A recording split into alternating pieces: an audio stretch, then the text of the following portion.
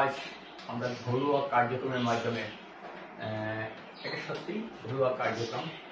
ঘরোয়া কার্যক্রম এই জন্যই কেননা করিমগঞ্জের দুই প্রতিভাবান শিল্পী রাজ্য স্তরে সুযোগ পেয়ে সেখানে তাদের প্রতিভা তুলে ধরেছে এবং একজন প্রথম পুরস্কার লাভ করেছে, একজন তৃতীয় পুরস্কার লাভ করেছে।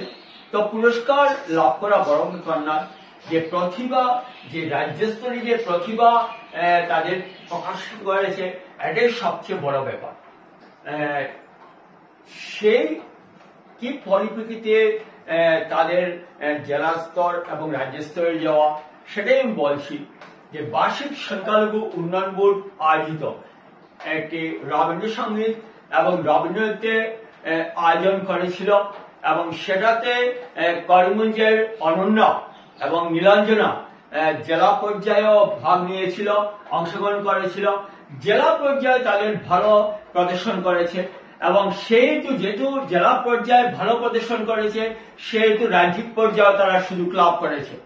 তো সুযোগ লাভ করার পরে নিজেদের প্রতিভা উজাড় করে দিয়েছে এবং সেই যে প্রতিভার জেরে আজ অনন্যা রবীন্দ্রসঙ্গীতে প্রথম পুরস্কৃত হয়েছে বিচারকের রায়ে এবং নীলাঞ্জনা গ বিভাগে তৃতীয় স্থান লাভ করেছে।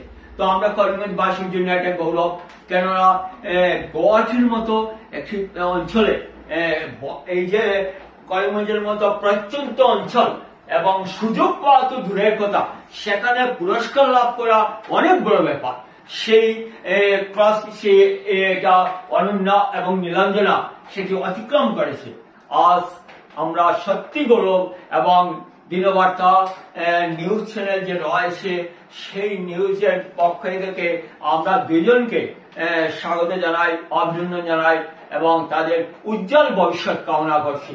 তারা যেন আগামীতে আরো বৃদ্ধি হোক, তারা যে আগামীতে আরো কিছু করুক করিমগঞ্জবাসীর জন্য, এটা সত্যি আমাদের জন্য গৌরবজনক। তো আজ আমরা পাশে পেয়েছি অন্যাকে এবং নীলাঞ্জনাকে।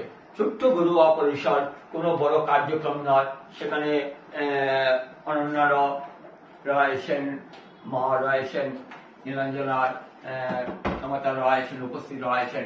আমরা সবাই কে পেয়ে আমরা আনন্দিত বোধ করছি। দিনবর্তার পক্ষ থেকে আমরা সবাইকে আমন্ত্রণ জানিয়েছি, ওরা এসছে আমাদেরকে আমন্ত্রণে, আমরা ধন্য হয়েছি।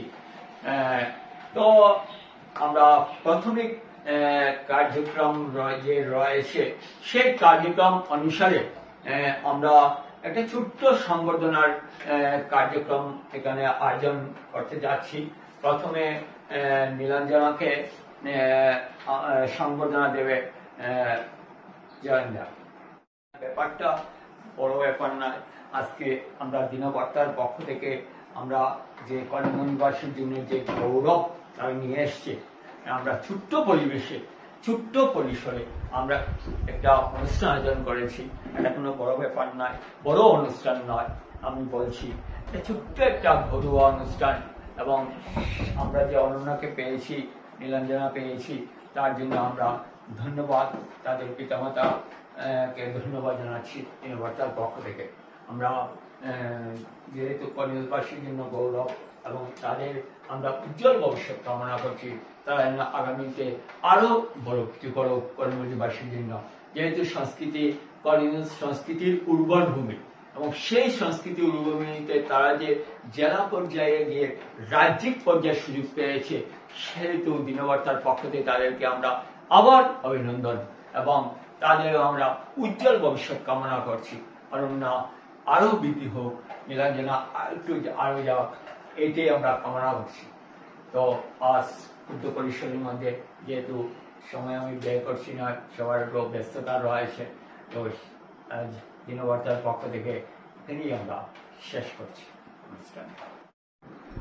রাজ্যিক পর্যায়ে গিয়ে আমার অনেক অনেক খুশি এবং অনেক কৃতজ্ঞ জানাই যারাই আমাকে ওইখানে পাঠানোর ভেবেছে যে না আমি ঠিক আছে ওইখানের যোগ্য। আর ওইখানে গিয়ে আমি অনেক কিছু শিখেছি, অনেক কিছু আমাকে শিখিয়েছে অনেককে যেমন ওইখানে জয়দীপ কাকু অনেকে শিখিয়েছে যে তাল কিরকম করতে হয়, এটা করতে হয়। সুস্মিতা দি শিখিয়েছে এই জায়গাটা কিরকম করতে হয়, সেই রকম করতে হয়।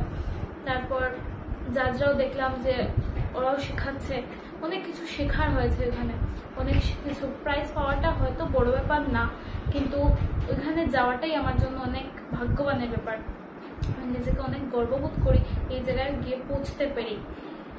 আর সর্বশেষে আমি আমার মা বাবা ওদেরকে ধন্যবাদ জানাবো, কারণ ওরা না থাকলে হয়তো আমি এই প্রাইজটা পাওয়ার যোগ্য না, বা আমি ওদেরকে এই প্রাইজটা দিয়ে দেব, বা সবাই করিমগঞ্জের যতজন আছে এখানে, মা আমার যতজন শিল্পী আছে, যতজন শিল্প সংস্থা আছে, সবাইকে আমি আমার এই প্রাইজটা উৎসর্গিত করেছি। আর সর্বশেষে গুণবার্তা কর্তৃপক্ষকে অনেক অনেক অনেক ধন্যবাদ যে আমাকে এই যোগ্য ভেবে ওরা আমাকে সম্বর্ধনা দিয়েছে। আমি খুশি। নমস্কার, আমি খুব খুশি হয়েছি আমি যে এই প্রাইজটা পেয়েছি। আমার মা যদি আমার সাথে না থাকতো তাহলে আমি এই প্রাইজটা পেতাম না। আর আমার যদি ম্যাডাম আমার সাথে আমাকে যদি এরকম না শিখিয়ে দিত তাহলে আমি প্রাইজটা পেতাম না। নমস্কার।